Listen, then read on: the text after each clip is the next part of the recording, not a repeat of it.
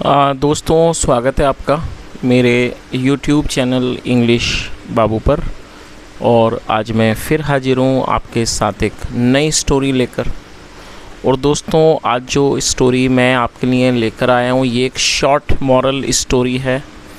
बहुत ही अच्छी कहानी है। और दोस्तों, आज की जो कहानी है ये स्टोरी जो है उन लोगों के लिए बहुत ज़्यादा इम्पॉर्टेंट है जिन लोगों ने अभी अभी इंग्लिश सीखना शुरू किया है या जो लोग अभी बेसिक ग्रामर सीख रहे हैं।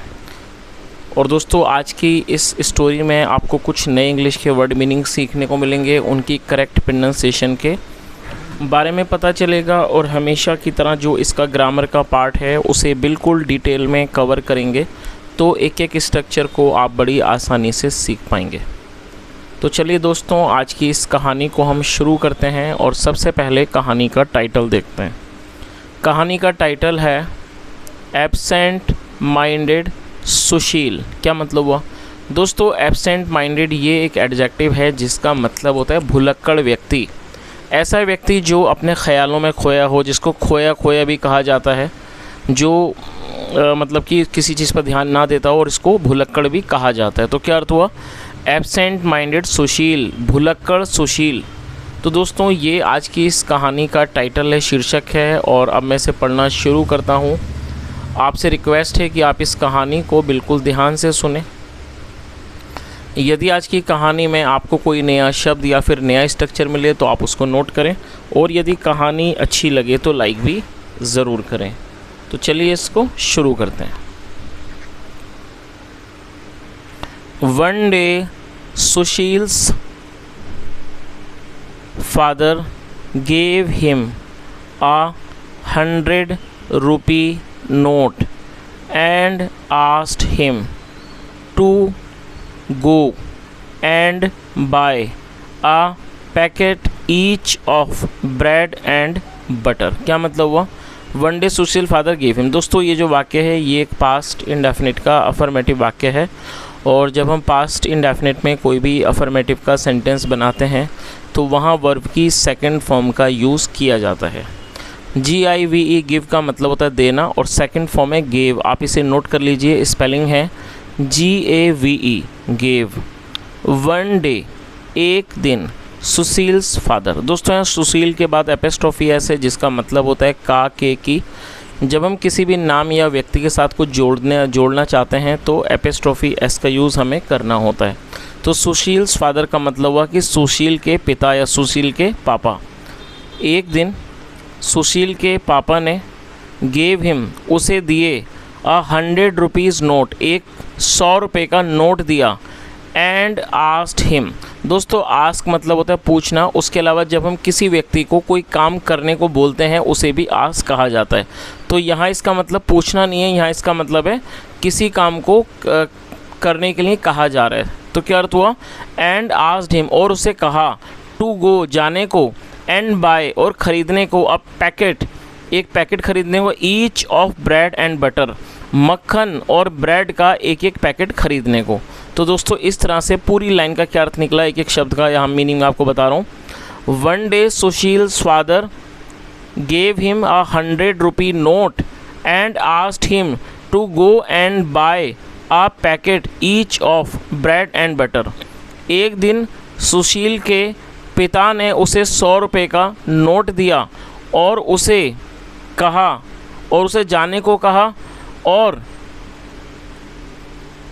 मक्खन और ब्रेड का एक एक पैकेट खरीदने को कहा। आगे देखिए।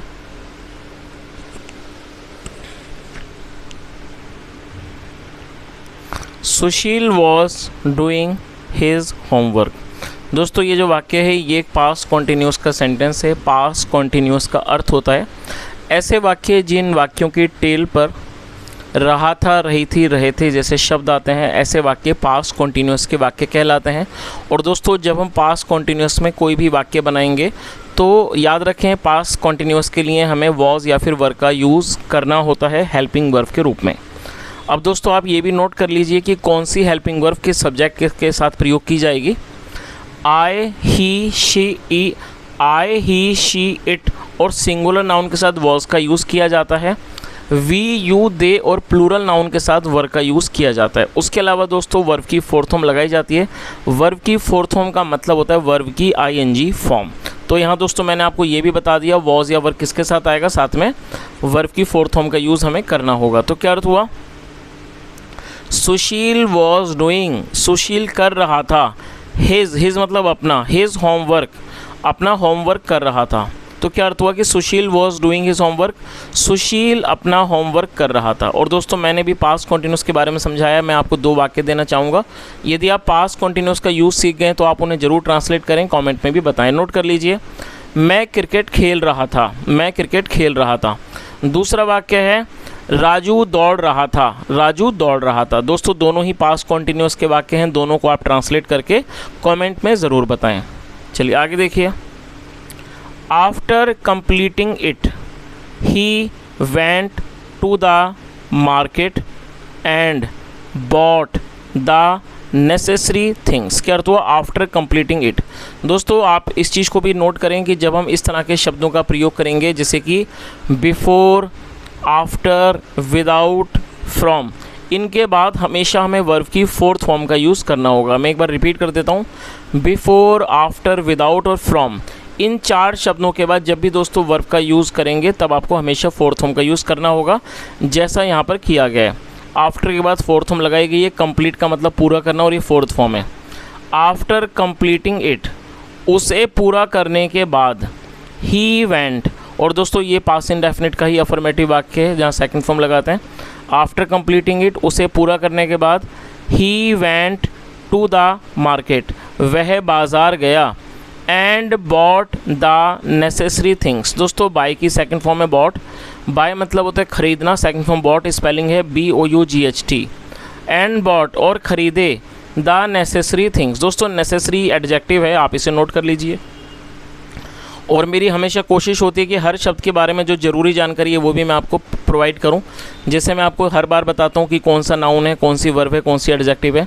तो दोस्तों ये जो शब्द आप देख रहे हैं NECESSARY, नेसेसरी एडजेक्टिव है, जिसका मतलब होता है आवश्यक या फिर ज़रूरी।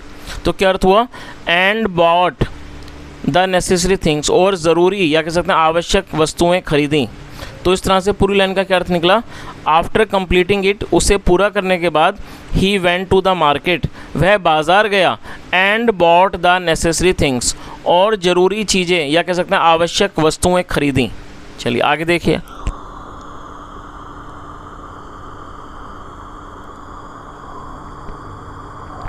when he put his hands in his pocket he was shocked to find the money missing। क्या अर्थ हुआ, when he put his hands in his pocket। दोस्तों put का मतलब रखना या फिर डालना, और ये पास्ट का वाक्य यहाँ पे सेकंड फॉर्म लगाई गई है, और put की सेकंड फॉर्म भी put होती है। और दोस्तों when का मतलब होता है कब या फिर जब। देखिए जब हम इसको इंट्रोगेटिव वर्ड के शब्द के रूप में प्रयोग करेंगे तब इसका मतलब हो जाएगा कब। जैसे मान लीजिए हम इसको कोई इंट्रोगेटिव में यूज़ करते हैं, जैसे आप कब आओगे, तो यहाँ इसको इंट्रोगेटिव वर्ड के रूप में हम कैसे प्रयोग करेंगे, व्हेन विल यू कम। लेकिन यहाँ पर इसको इंट्रोगेटिव वर्ड के रूप में प्रयोग नहीं कर रहे, यहाँ एक साधारण शब्द के रूप में इसका प्रयोग किया जा रहा है। तो यहाँ इसका मतलब कब नहीं है, यहाँ इसका मतलब है जब। तो याद रखें कि ये जो शब्द है ये इंट्रोगेटिव वर्ड का भी काम करता है। आप इसको इंट्रोगेटिव सेंटेंस में यूज़ कर सकते हैं, उसके अलावा अफर्मेटिव वाक्यों में भी हम इसका प्रयोग कर सकते हैं, जैसा यहाँ पर किया गया है। तो क्या अर्थ हुआ, व्हेन जब, he put his hands in his pocket, जब उसने अपनी जेब में अपने हाथ डाले, ही वॉज शॉक्ड, वह हैरान हो गया, टू फाइंड ये पाकर, द मनी मिसिंग। तो पूरी लाइन का क्या अर्थ हुआ, when he put his hands in his pocket, जब उसने अपनी जेबों में अपने हाथ डाले, he was shocked to find the money missing, वह पैसों को गायब पाकर, जब उसने पाया, मिसिंग मतलब गायब, जब उसने पाया मतलब वह अपने पैसों को गायब पाकर हैरान हो गया। चलिए आगे देखिए, he got very scared thinking that his father will scold him। क्या अर्थ हुआ, he got very scared। दोस्तों SCARED, scared जो है वो एडजेक्टिव है जिसका मतलब होता है बहुत ज़्यादा भयभीत हो जाना, डर जाना, और यहाँ ये एडजेक्टिव है। लेकिन दोस्तों यहाँ जानने वाली बात यह है कि जब हम किसी भी एडजेक्टिव का प्रयोग वर्ब के रूप में करना चाहते हैं तब हमें सपोर्टिंग वर्ब का यूज़ करना होगा। अब यहाँ पर जानने वाली बात यह है कि यदि आप इस शब्द का प्रयोग सिंपल प्रेजेंट या सिंपल पास्ट में करेंगे तब आपको सपोर्टिंग वर्ब का प्रयोग करने की कोई ज़रूरत नहीं है। मैं इसको एग्जाम्पल के साथ समझाना चाहूँगा। जैसे मान लीजिए वाक्य है कि वह घबराया हुआ था, या मतलब कि वह डर गया, तो क्या आप बोलोगे, सॉरी वह डरा हुआ था, तो आप बोलोगे ही वॉज स्केयर्ड। जैसे या मान लो इसे आप प्रेजेंट में बनाते हो, ही इज़ स्केयर्ड, वह डरा हुआ है। तो जब आप इसको सिंपल पास्ट या सिंपल प्रेजेंट के वाक्य में प्रयोग करेंगे तब आपको किसी भी तरह की सपोर्टिंग वर्ब का यूज़ नहीं करना। लेकिन दोस्तों जब आप इसको वर्ब के रूप में प्रयोग करेंगे तब आपको सपोर्टिंग वर्ब का प्रयोग करना होगा। और सपोर्टिंग वर्ब के रूप में यहाँ पर गेट का यूज़ किया गया है और आपको भी गेट का ही यूज़ करना है। तो गेट स्केयर्ड का मतलब हो गया डर जाना, भयभीत हो जाना, और ये पास्ट का वाक्य है इसलिए सेकंड फॉर्म लगाई गई है। तो मैं समझता हूँ इस बात को आप समझ गए होंगे। ही गॉट वेरी स्केयर्ड, वह बहुत डर गया। थिंकिंग, सोचकर, दैट की his father will scold him. और दोस्तों ये फ्यूचर इंडेफिनिट का वाक्य है जहाँ पर विल का यूज़ किया जाता है हेल्पिंग वर्ब के रूप में, साथ में फर्स्ट फॉर्म लगाई जाती है SCOLD। स्कोल्ड का मतलब डांटना। तो पूरी लाइन का क्या अर्थ निकला इस तरह से, he got very scared thinking that his father will scold him. वह बहुत डर गया सोचकर कि उसके पिता उसे डांटेंगे। Somehow he reached home and told the matter to his father। दोस्तों somehow का मतलब होता है कैसे ना कैसे या कैसे भी करके, और ये पास्ट का ही वाक्य जहाँ पे सेकंड फॉर्म लगाई गई है, रीच मतलब पहुँचना, second form reached. somehow he reached home, तो इसका अर्थ हुआ कि कैसे ना कैसे या कैसे भी करके वह घर पहुँचा। and told the matter, matter मतलब होता है मामला, ये मामला बताया टू हिज फादर, अपने पिता को। पूरी लाइन का क्या अर्थ हुआ कि वह कैसे ना कैसे घर पहुंचा और अपने पिता को ये मामला बताया। His father laughed and sad, laugh मतलब होता है हंसना और ये सेकंड फॉर्म है। His father laughed and sad, उसके पिता हंसे और कहा। दैट की he had left the 100 rupees note in the house itself. दोस्तों इटसेल्फ का मतलब यहाँ पर है ही, नोट कर लें। तो क्या अर्थ हुआ, his father laughed and sad, उसके पिता हंसे और कहा। दैट की he had left the 100 rupees note in the house itself. और दोस्तों ये जो वाक्य है ये एक पास्ट परफेक्ट का सेंटेंस है। पास्ट परफेक्ट का मतलब होता है पास्ट में किसी क्रिया का पूरा होना पाया जाना। ऐसे वाक्यों में हेड के साथ थर्ड फॉर्म लगाई जाती है। लीव का मतलब छोड़ना, निकलना, रवाना हो जाना या फिर छूट जाना, और सेकंड फॉर्म में लेफ्ट। तो इस तरह से क्या अर्थ हुआ कि उसके पिता हंसे और कहा कि he had left the 100 rupees note in the house itself, उसने 100 रुपये का नोट घर पर ही छोड़ दिया था। चलिए आगे देखिए। Sushil felt sorry for his absent mindedness. तो क्या अर्थ हुआ, फील सॉरी मतलब होता है दुखी होना, किसी चीज़ के लिए खेद प्रकट करना, सेकंड फॉर्म में फेल्ट सॉरी। सुशील को दुख हुआ फॉर हिज एब्सेंट माइंडेडनेस, मतलब क्या हुआ कि सुशील को अपने भुलक्कड़पन के लिए दुख हुआ। चलिए तो दोस्तों इस तरह से छोटी सी कहानी ख़त्म होती है। मैं उम्मीद करता हूँ आपने आज बहुत कुछ सीखा होगा। यदि आज का सेशन आपको अच्छा लगा हो, आपने इस वीडियो से कुछ सीखा हो, तो दोस्तों आप इस वीडियो को ज़रूर लाइक करें और दोस्तों के साथ शेयर करें। और यदि आपने चैनल को अब तक सब्सक्राइब नहीं किया है तो चैनल को भी सब्सक्राइब करें, बेल आइकन प्रेस करें, ताकि जब भी मैं कोई नया वीडियो आपके लिए बनाऊं तो आपको नोटिफिकेशन ज़रूर मिले। दोस्तों यहाँ तक सुनने के लिए thank you so much. Have a nice day and bye.